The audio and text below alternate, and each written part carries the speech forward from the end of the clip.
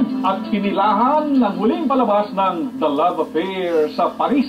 Nakarelate naman ang mga babayang nanood sa kwento ng pelikulang pinagbibitahan ni Richard Gomez, Don Zulueta at Bea Alonzo. Mula po Pransya, may balitang global si Marilyn Rayray.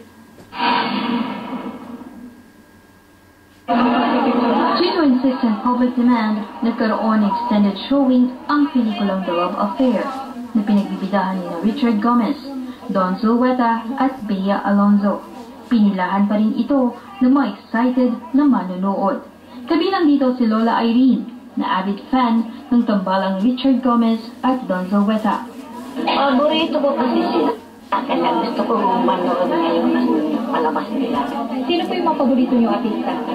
Ay si Richard Gomez, Don Zulueta.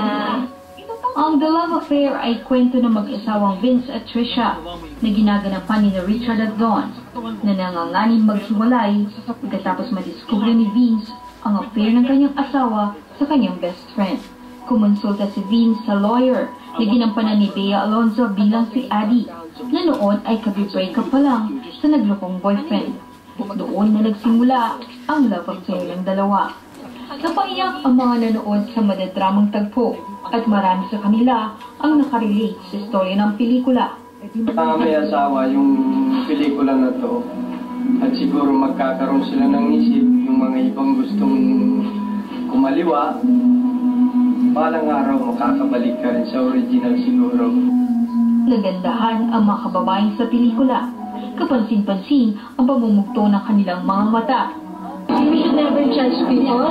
Minsan nadadala lang sila ng sitwasyon. And hindi natin sila dapat, kailangan bigyan natin sila ng time na magbago. Kasi lahat may kabutihan tayo sa puso natin. Ang iba naman ay napa-hashtag pa. Time to say goodbye. I need to let you go. At si Lola Irene, matapos makapanood, ay masaya sa pagbabalikan ng kanyang mga idolo.